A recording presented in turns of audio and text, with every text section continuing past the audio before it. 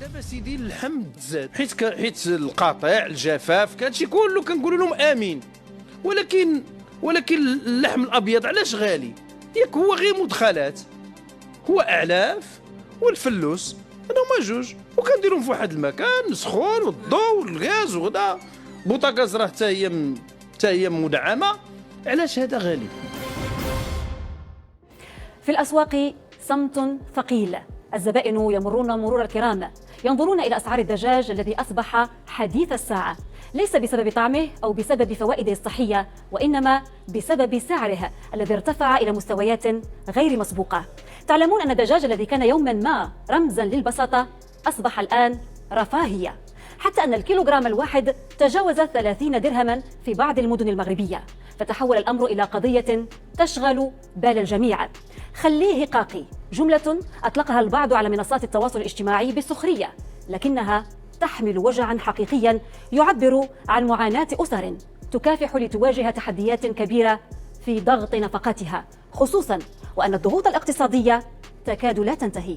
أما مربو الدواجن فيروون قصة أخرى، يقولون إن الأزمات السابقة هي السبب، بداية بخسائر خلال فترة الحجر وصولا إلى صعوبة الإنتاج، حتى أن البعض منهم يتحدث عن خسائر بالملايير دفعتهم إلى تقليص الإنتاج، ما رفع الأسعار أكثر فأكثر، والنتيجة زبون مستاء ومهني مثقل بالخسائر، وكأن الجميع يدفع ثمن أزمة لا تنتهي، خصوصا وأن أسعار السوق لا ترحم.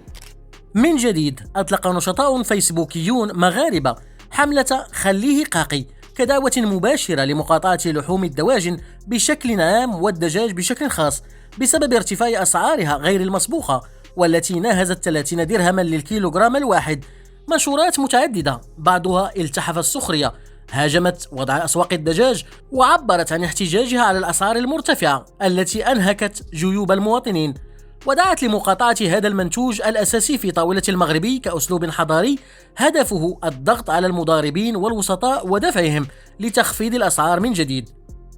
للإشارة، فسفيان بودرة الباحث في الشؤون الاقتصادية والمالية كان قد أكد في وقت سابق لأخبارنا المغربية أن عرض الدواجن يعرف ضعفا كبيرا في مقابل الطلب المتزايد، خاصة في مناسبات أو مواسم معينة مثل شهر رمضان أو الأعياد.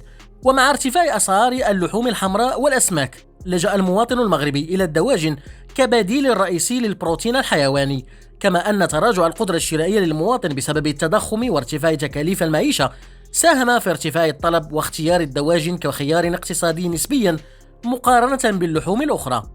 في المقابل لم يشهد العرض نموا مماثلا، يقول المتحدث نفسه، وذلك بسبب عدة عوامل اقتصادية، من بينها ارتفاع ثمن الأعلاف التي تمثل النسبة الأكبر من تكلفة إنتاج الدواجن، وأي زيادة في أسعارها تؤدي مباشرة إلى رفع تكاليف الإنتاج، كما أن ارتفاع أسعار الوقود والكهرباء يزيد من كلفة تشغيل المزارع ونقل هذا المنتوج الحيواني. قبل أن يختم بالقول إن تعدد الوسطاء التجاريين في قطاع الدواجن يمثل أحد العوامل الرئيسية التي تساهم في ارتفاع الأسعار، فمع تزايد عدد الوسطاء بين المنتج والمستهلك يزداد هامش الربح الذي يتقاضاه كل وسيط، مما يزيد من تكلفة المنتج النهائي للمستهلك. برافو عليكم، برافو على المغاربة كاملين. الحملة ديال خليه قاقي خليه خناز اللي نديورها على الدجاج غادا في النجاح ديالها. بالعكس، شحال من واحد كيقول لك بان لا ما ناجحاش، لا ناجحه. بغيتي تعرفها ناجحه مزيان، سير المحلات ديال الدجاج. الناس اللي كتبيع الدجاج كتجي للعشيه وكتلقى باقي عنده الدجاج كامل وكيبات عنده حتى لغدا. المحلات ديال بيع الدجاج ولاو كيتشكاو ان ولاو مضرورين وان الدجاج ما كيتباعش ليهم. اذا المواطنين بداو كيوعاو وخاصهم يفيقوا مزيان، باقي هادشي ضعيف بزاف، خاصهم يزيدوا يتفاعلوا مع هاد الحمله هذه، وان الناس ما تشريش الدجاج وما تشريش اللحم. الدجاج خصو يبقى عند مول الدجاج، باش دوك المهنيين اللي قال لكم ان 30 درهم الكيلو الدجاج فهو ثمن معقول، يبقى عندهم ديك الساعه ويخناز عندهم ويقاقي عندهم. الحمله راها ناجحه 100%، وما خصهاش تكون غير في هادشي، خاصها تكون في البيض، في الدجاج، في اللحم، في الحليب، في اي منتوج فهو غالي على المواطن. خاصة تكون في هذه الحمله هذه ديال يتقاطع وما يستهلكوش الانسان، لان الدرويش هو اللي كيحسب الدرويش، اتقوا الله في الدرويش. اما دوك البرلمانيين والناس اللي لاباس عليهم انا ما غاديش نحس بواحد مسكين كيتقاتل باش يوفر الحاجات ولادو. الناس ما بقاتش قادره تشري لا الدجاج لا الحوت لا اللحم. برافو، بارطاجيو هذا الفيديو هذا مزيان. تحيه لكم.